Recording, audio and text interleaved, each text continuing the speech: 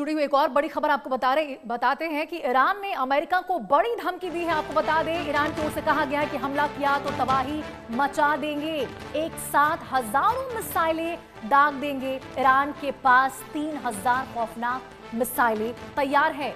ये बड़ी अपडेट है। अमेरिका और ईरान में युद्ध का खतरा बढ़ता ही चला जा रहा है। हालांकि इस युद्ध को अमेरिका के लिए आसान नहीं माना जा रहा। ईरान ने दशकों से लगे प्रतिबंध के बावजूद अपनी सैन्य शक्ति में जबरदस्त इजाफा किया और वर्तमान में ईरान के पास मिसाइलों और ड्रोन की एक बड़ी फौज है जो न सिर्फ अमेरिका बल्कि इजराइल को भी चुनौती देने की ताकत रखती है। देखिए, ईरान ने पिछले साल इजराइल के खिलाफ जवाबी हमले के दौरान अपनी सैन्य ताकत का प्रदर्शन भी किया था। ईरान ने यह हमला तब किया था जब इजराइल और अमेरिका दोनों ने दावा किया था कि उन्होंने ईरानी एयर डिफेंस, मिसाइल फैक्ट्री और परमाणु फैसिलिटी को तबाह कर दिया है। देखिए, इस बीच ईरान ने अमेरिका को एक और बड़ी धमकी दे डाली है। साफ तौर पर ईरान का कहना है कि अगर हमला किया तो तबाही मचा देंगे। देखिए, जिस तरह से अमेरिका और ईरान दोनों बातचीत के बेंच पर बैठे थे तो कहीं ना कहीं वैश्विक स्तर पर ये सुगबुगाहट नजर आई थी।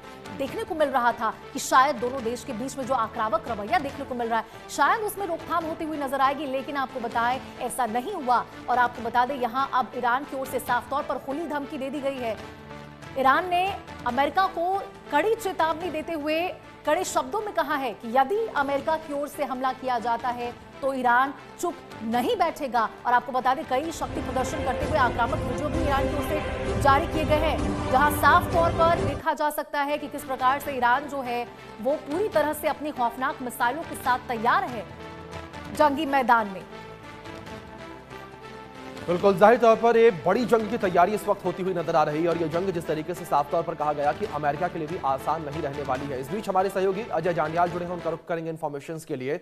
अजय, आपसे जानकारियां चाहेंगे इस पूरी जंग को लेकर, जहां एक और बातचीत जो है होती नजर आ रही है, जहां अमेरिका बातचीत का पक्ष लेता हुआ नजर आ रहा है, लेकिन दूसरी ओर अमेरिका के द्वारा जो भारी मात्रा में आर्मी है वो डिप्लॉय की जा रही है मिडिल ईस्ट में, और दूसरी ओर इजराइल और ईरान का संघर्ष भी देखने को मिल रहा है। और ईरान ने क्लियर कह दिया है कि अगर हमला हुआ तो मुंहतोड़ जवाब देंगे।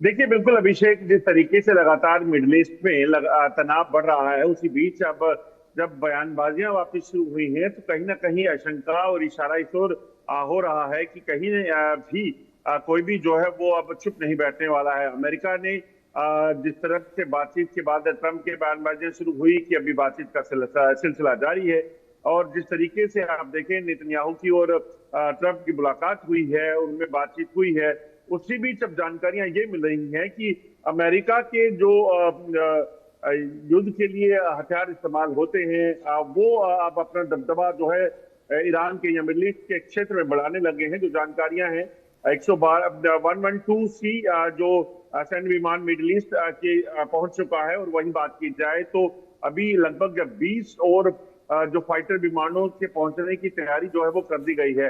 तो ये स्पष्ट हो रहा है कि जो नई वेपनरीज है, वार वेपनरीज, उनको अगर अमेरिका मिडिल ईस्ट की ओर उनका रुख करा रहा है तो उसके पीछे की वजह यही होगा कि वो ईरान पर लगातार दबाव बनाना चाहते हैं। मगर अब देखना यह है कि ईरान जिस तरीके से लगातार जवाब दे रहा है, ईरान की तरफ से कहा जा रहा है कि हमला अगर हुआ तो जवाब जो है वो पूरे तरीके से दिया जाएगा। और सब जानते हैं कि ईरान के साथ अपना जो मिसाइल सिस्टम है वो काफी घातक उसके पास मौजूद है।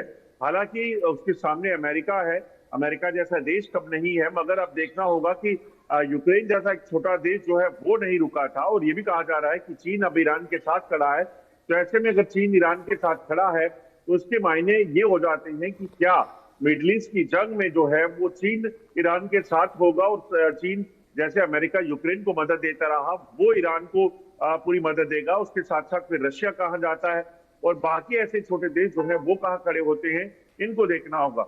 बिल्कुल अजय, दूसरी ओर अगर ईरान की स्थिति को लेकर बात करें, मौजूदा समय में ईरान की स्थिति क्या है? क्योंकि लगातार ये कहा जा रहा है कि जो पिछले साल युद्ध हुआ था उस युद्ध से ईरान ने बहुत कुछ सीखा है, और उस युद्ध के दौरान जो ईरान की स्थिति थी उसके मुकाबले आज के समय में ईरान की स्थिति बहुत ज्यादा मजबूत है। ऐसे में अजय, क्या ईरान की स्थिति इतनी मजबूत है कि वो अमेरिका को, इजराइल को एक साथ टक्कर दे पाए?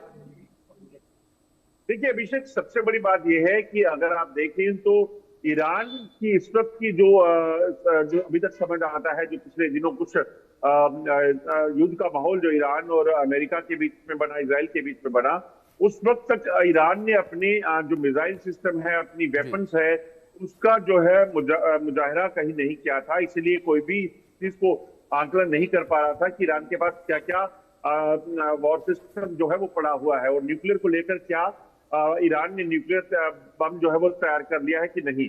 मगर अमेरिका, अगर आप सोचते हैं तो वेनेजुला में जिस तरीके से अमेरिका ने हमला करके उसके राष्ट्रपति को वहां से अगवा किया था, उस तरह के हालात ईरान में नहीं बने। हालांकि अमेरिका ने पूरी कोशिश की कि वहां पर जो ईरान का इल्जाम है कि वहां के हालात जब खराब किए जाए, प्रदर्शनों का दौर जो शुरू हुआ, तो वो तमाम चीजें जो है वो हुई। मगर उसके बावजूद भी अगर वहां की जो खमनेई की जो रजीम थी उसको शेक नहीं कर पाए, नहीं उखाड़ पाए, तो इसमें कहीं ना कहीं ये चीज बताती है कि ईरान का जो सरकार है उसका दबदबा है, और उसके साथ साथ उसके पास भी ऐसे हथियार हैं जिससे वो युद्ध, अमेरिका जैसे देश का युद्ध में सामना कर सकता है। तो यही सारी चीजें जो है जाहिर तौर पर अजय, जिस तरीके से आपने भी जिक्र किया, ये स्थितियां